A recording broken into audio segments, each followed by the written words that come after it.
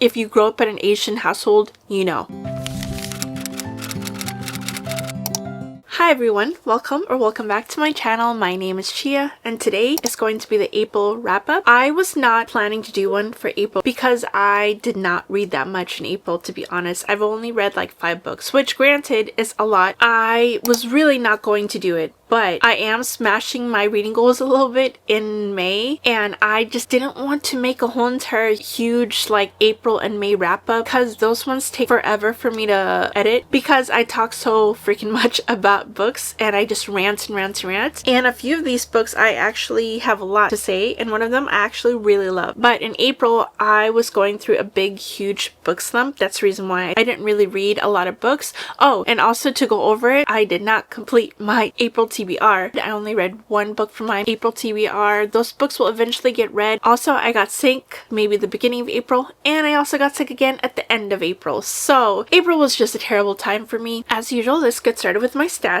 I read 5 books, as I said. In total, it was about 1,827 pages. So there is 2 fantasy romances I read. One of them is a young adult, contemporary romance, a thriller, and also a literary fiction. So let's get started. The first book that I read was a thriller called Dear Debbie by Freida McFadden. Dear Debbie is her newest release. It came out, I think, in January. I was trying to make my way out of the book slump. I thought a thriller would be a great thing to pick up because I love thrillers for getting me out of book slumps, especially if I went from straight like constantly reading a bunch of fantasies. I need like a huge palate cleanser, and Freida McFadden is my favorite. I know her books get a lot of flack for being so kind of like fast fashion type of like kind of reading for the thrillers, but I love it. I don't think they're the best. At the same time, they keep my attention and they allow me to devour a book in like less than a day, so it helps me to pick up more books. We follow a character named Debbie. She writes an advice column called Dear Debbie. She is a typical housewife. Her only job is writing that article for this newspaper, and so she also has this sort of like competition she has for a home and garden kind of like magazine where she was chosen for her garden. She takes really good pride in making sure her garden is well taken care of. She has 2 daughters and a husband who is an accountant, and her kids kind of like are very disrespectful to her. Her oldest one is like a typical teenager who is so attitude filled and angsty, and it's just a typical teenage thing. She's so disrespectful to her mom. I grew up in a household where that did not fly. One disrespectful word in front of my parents, if you grow up in an Asian household, you know. Unfortunately, her life starts like slowly falling apart. She loses her job at the advice columnist because of a kind of like wrong advice that she gives a woman to deal with her like sort of abusive husband. She ends up getting fired because her boss tells her that their newspaper is a family newspaper and she should be encouraging families to stay together and not the wife like standing up for herself. And then she finds out stuff is happening with her teenage daughter. She doesn't like her teenage daughter's like boyfriend, but she's trying not to be harping on her about it because knowing teenagers, if you tell them not to do something, they'll want to do it even more, and the secrets that her husband is keeping. So she decides to take stuff into her own hands. She's actually a genius. She knows a lot about computer science engineering. She went to MIT, but unfortunately something happened while she was attending MIT that caused her to drop out. Now she's taking all the revenge into her own hands and decides to start basically going after the people who've been treating her and her family wrong, to go take a revenge against them, and it's just a fun good time. By far one of my favorite Freida McFadden books I've read in a while. The last few I read before Dear Debbie, the last couple, I gave like 3 stars to. This one I actually gave a 4.25 to. I thought it was great. I love the character Debbie. I love her revenge arc. I love the way it wrapped up, and it was such a beautifully done like ending. A couple of the twists I felt was kind of obvious, but I enjoyed it nonetheless, and it's one of my favorite Freida McFadden books so far. And the next book I picked up was the one and only book that I read from my April TBR, which is Bright Years by Sarah DeMoff. This is a literary fiction. It follows like sort of a generational trauma story where we first start off with our 2 characters, Ryan and Lillian Bright. The first time that we see them, they meet in like this library. They go to the same school, I want to say. Ryan ends up asking Lillian out, and from there they start forming this relationship, move in together, they get married, and then they decide to have a family. Lillian kind of goes through a miscarriage and it starts kind of slowly breaking their family apart. start, Ryan comes from an alcoholic household. His dad is an alcoholic. It caused his mom and him to leave, and so he ends up just living with his mom, but his dad would show up every few years to try to get a relationship with him, but he was always uninterested to be a dad. So he has a very tumultuous childhood. He ends up drinking and keeps it from Lillian, and Lillian also has a secret. She has a son that she gave birth to when she was like 18, 19 and gave up for adoption, that she never mentioned him prior to them like getting married and everything. They start like kind of slowly fraying at the edges when they have a kid. Then Ryan ends up developing his sort of like drinking problem, and now it's like a generational thing where pretty much their daughter is going through a similar thing, and Lillian has a close relationship with Ryan's mom. Ryan's mom is always there for her. She's basically going through what Ryan's mom went through when she was still living with Ryan's dad. She watches like her daughter grow up, going through experiences. It's so good. It was so heartbreaking at points, and there was like a sort of, it's not necessarily a plot twist, it was a POV change in the middle of it. So I love like the different story perspectives that we get, because as seen from different POVs, whereas like Ryan, and then we also have the POV from Lillian, and then eventually we have a POV from their daughter, and it's just like a different story seen from their different points of their eyes. It shows like Ryan trying to deal with his like experience of being a part of an abusive alcoholic household, and then him being an alcoholic himself, and then the feelings that he has for himself just because he doesn't know how to deal with things and emotions and mental health issues, because he's never seen that really healthily dealt with before because of his dad. And also like Lillian trying to deal with being like a mom and a dad at the same time, while trying to, you know, still temper her like sort of feelings about Ryan and stuff like that. And then her daughter trying to deal with having an alcoholic dad. There's so much going on in this book, and like it's less than 300 pages. I devoured it. It's so emotional. It's a beautifully written generational story. It's not as prose heavy and also descriptive heavy, but it's beautiful nonetheless, because sometimes she'll throw a line out in the middle of like a narrative where it just hits you and punches you in the gut because of how strong that line is and the writing is. I loved it. There were so many beautiful quotes in this book that I want to actually go back and tab, because it talks about like the human experience so well. I ended up giving this a 4.5. It wasn't completely 5 stars for me just because of like some of the things I felt about it, like a couple of things that happened, but I loved it nonetheless, and I can't wait to read her next release, which is called The Burning Side. It's coming out soon. It's coming out this month actually, May 19th, and I'm so excited to pick it up. But I highly recommend this book. It's so well done, and I love, like I said, I love like family dynamics and family generational stuff. I love reading about generational trauma. It's one of my favorite things to read about in literary fiction, so I highly recommend picking this up. And then the next 3 I picked up, I'm not going to talk too much about because I feel like it'd be kind of repetitive since I just posted a reading vlog reading these next 3 books. So I read Rites of the Starling. This follows a character named Odessa. She is a princess who is sort of the forgotten older child. Her dad remarries after her mom passed away when she's younger, and they end up having a daughter named May and then a younger brother. They're like training to kind of like take over the throne. She doesn't have a good relationship with her dad. Her dad kind of like basically blatantly ignores her. Her sister May is like betrothed in this treaty called this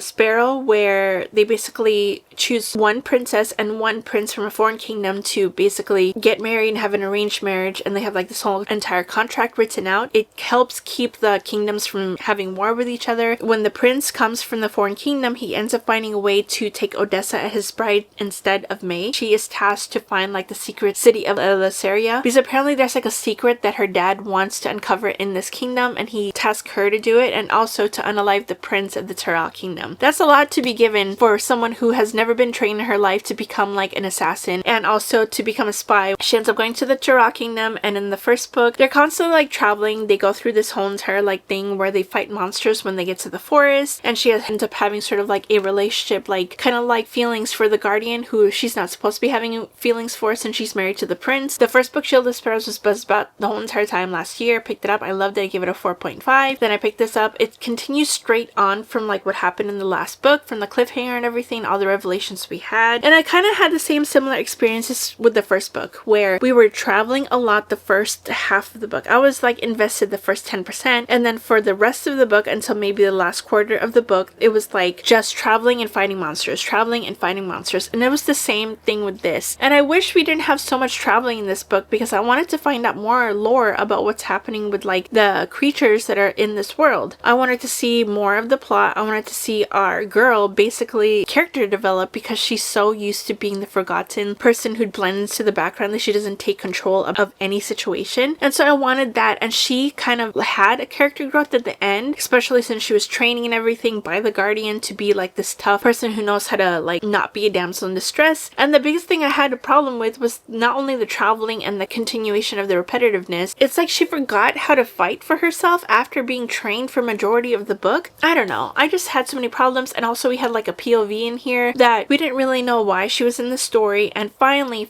at the end we finally wrap it up. And it was so predictable, because I knew exactly where we were going because of certain situations that was happening and the certain things that this POV was doing, and also the areas that they were in. So it was like not a shock what the plot twist was at the end. Granted, like there were some sort of emotional moments at the end that I really liked. It's just that majority of the book was so much repetitiveness and traveling, and also it's like our filming character kind of took a step back from her own story, so that the POV that we got took front and center so that we could get the revelation we had at the end. And I just felt like that was such poorly executed, and I wish half of the book was kind of taken out, to be honest, because there was so much repetitiveness of the traveling and finding monsters and traveling and finding monsters. And the problem that I had also with the first book was like there was continuous like interjecting of questions when we were in the POV of the filming character. Thankfully in this book it kind of died down a little bit. Granted, we still had a bunch of questions. I think the reason why we didn't have as many of the questions interjected was because we had the new POV. I ended up giving this a 3.75. There's just more problems I had with it than like good things, but I did really like the ending. The book was gonna honestly get a 3.25 for me until the very end. When we had that ending, when finally everything was like coming to a climax and we finally found out why certain things were important, and that we finally had a plot that was going forward, I finally like was back interested in the story. I just wish that we didn't take so long to get to the point of the story. The last book is coming out I think March of next year. I'm hoping, crossing my fingers, that we do get a good conclusion, so I do end up giving the whole entire like, you know, trilogy a good rating. It's just that right now this just suffered from a second book syndrome, and I wish it wasn't so. I still recommend it nonetheless, especially if you want to see a different take on like the enemies we're fighting. We have a lot of like different monsters that are interjected in here. I love the way these creatures are portrayed, I really do, and it's very creative. It's just the execution was done poorly. And the next one I picked up in that same vlog was The Night We Met by Abby Jimenez. This is another new release. I was hesitant because, first of all, Say You'll Remember Me from last year, it's a part of the same series as interconnected standalones that are within the same like friend group and stuff. I did not have a really good experience with Say You'll Remember Me from last year. I thought a lot of the stuff in there was kind of repetitive, and also I did not like the inclusion of some modern day references, especially like TikTok and stuff. I thought that was kind of like overdone in the last book. This was the trope that I was kind of hesitant about. Like I didn't have a big problem with it. It's just that I was hesitant to see how this was going to be done. The trope is best friend's girlfriend. So we follow a character, Larissa, who is dating Mike. Mike has a best friend named Chris. They all attend this like same concert together, and so Larissa needs a ride home. Her choices are Chris and Mike. Mike is very like outgoing. He's more like fun personality, and Chris is more of like a quiet, subdued personality, and he unfortunately comes off grumpy to her because he's going through some sort of like family trouble with his mom, and so he's really like not feeling it. So she ends up going with Mike because she doesn't want to go with somebody who's like really grumpy, especially getting a ride home. So after this whole entire thing with the concert happens, she ends up dating Mike after a few weeks. And so one day Chris gets a call from Mike saying that, can you do me a favor and take Larissa and her mom to the hospital because her mom needs like a procedure done, and Mike can't take her because he's hungover. He says like, I owe you a big one if you take her, please. So he ends up like taking her, and also making kind of like a lie to protect Mike, saying that he has a migraine. He ends up like bonding with Larissa during this point, and they also end up finding this like dog in the back parking lot of the hospital. So they end up like taking it, and Larissa ends up convincing him to keep the dog if she helps out majority of the time, which they do. They kind of like co-parent this dog. He ends up slowly falling in love with Larissa after like spending so much time with her, because he finds out that they have a lot in common. Every time like Mike can't show up because he's going through his own issues, so Chris ends up coming to the rescue basically by covering for Mike. I just didn't like the way it was done. I talk about this a lot in my vlog, where we spent a lot of time doing more character assassination against Mike when he's clearly going through problems, instead of trying to do this in the mature way where people speak to each other, and instead of Chris being a good friend to him and being by his side and trying to figure out and help him through his problems, he's too focused on making sure that Larissa is happy. And I'm like, you just met this girl a few months ago. Why are you forsaking the way you treat your friend for her? And also, I get it, they have like a lot in common and Chris is better suited for Larissa and they should have been together at this point, but it's just the way it was done was so messy. I didn't mind the trope if it was like executed better, if I'm being honest. I don't like the fact that Chris had to be a terrible friend to Mike in order for him to justify basically him and Larissa being together. And I didn't like the fact that Mike's clear problem had to be used in order to show him as like a terrible boyfriend for Larissa. Honestly, felt like a different author wrote this, and there was like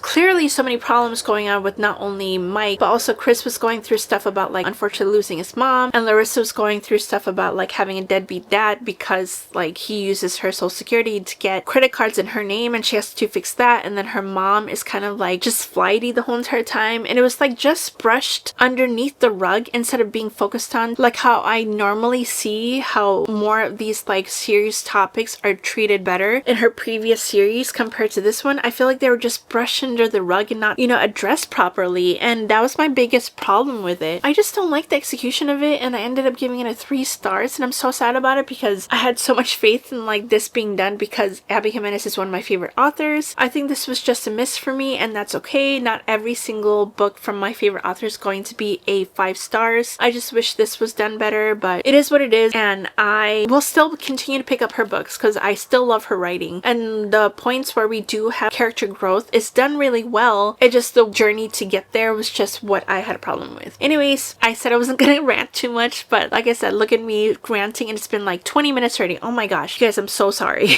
But the last book that I picked up was The Thorn Queen. This was like my one and only like high rating from that video. I gave this a 4 stars. This is the sequel to The Rose Bargain. It's just a duology, so this one concluded it. I love the way it was concluded. We follow a character named Ivy. She is going through her season, just like in the Bridgertons, where they go through like this season where they come out into society to find a husband. And this world is ruled by a fae queen, and the girls are given like an opportunity to go and bargain with the queen when they come of age into their season, to give them skills or like gifts to give them a higher chance of finding a husband of the season, like to basically, up their talent or make them prettier or all this stuff. And then the fae queen ends up announcing that her fae son is going to be joining the marriage market this year. The girls have a chance to be a marriage candidate for them, and so they have to go through this whole entire competition. But the qualm is that if they sign their name on this competition, regardless if they're chosen or not, they have to forsake basically finding anybody to marry for the rest of their life. They have to stay single. We follow Ivy and she ends up joining, and this one continues on from the cliffhanger of the last book. I loved the way this was written. There is London, where it's just like normal 1850s London, and then we also have the other world, which is where the faes live. We spend like maybe half of the book in that world. I love the world of this because the way the faes are portrayed are so exactly what I love seeing portrayed for faes. Faes are supposed to be more cruel and tricksters. They're more of the Cruel Prince vibe. So I absolutely loved the other world, and I really did like how it concluded, especially with our male main character and our female main character's relationship. And also we get a POV from Ivy's sister Lydia. I love that Ivy's sister gets more feature in this too, because their relationship is featured a lot. In the last book, Ivy finds her relationship with Lydia like really important, so I like that we got a POV from her. And I did have a little beef with our male main character because he did some choices at the first half of the book and kept some stuff from our female main character that kind of really irritated me, because he was making choices that I just didn't agree with, but he did redeem himself in the end. And I didn't like it as much as The Rose Bargain, because Rose Bargain I ate up. I finished that one in 2 days, but this one I finished, it took me like a few more days to finish. Granted, I did finish it while I was sick, so maybe that didn't help with it too. I absolutely love this duology. I think this duology is so underrated and it's so well done, and I love the whole entire combination of like like Bridgerton vibes where you're like taken out to the season, and also the whole entire Once Upon a Broken Heart where it's like really filled with whimsy and fairy tale. I love the emphasis on our like female friendships with our FMC. I loved that we not only focus on the romance, but we also focus on her relationship with her sister as well. I thought that's what made it stand out for me too. And also, like I said, the cruel fae, cruel prince vibes in here too. I highly recommend. I think Sasha Payne Smith's like writing is absolutely beautiful, and the books are really easy to get into. They're each less than 400 pages, and I highly recommend. I think this series is so underrated, and I love that it was concluded so well and so sweet. So that is it for me, friends. That is the 5 books that I read in April. I did have an average okay reading month. A couple of my new releases was like really bad, and I just am so disappointed in 2 of them because they were like 2 of my highly anticipated releases. I am having more release come out, especially second half of this year. There's so much happening at the second half of this year. I'll talk about that in a different video. I am overwhelmed by all the books that are releasing at the second half of this year because a lot of them I have to do rereads of because I kind of forgot like a lot of stuff that happens because it's been so long since a book has come out for this series. I'm so excited for the second half of this year, and I'm crossing my fingers that since the first half of this year, like a lot of the releases I'm kind of disappointed in, the second half will be better. Cross my fingers. But anyways, that is it for me, friends. If you want more videos like this, like and subscribe. It really does help my channel a lot, and comment down below what you read in April. And I'll see you all next time. Bye!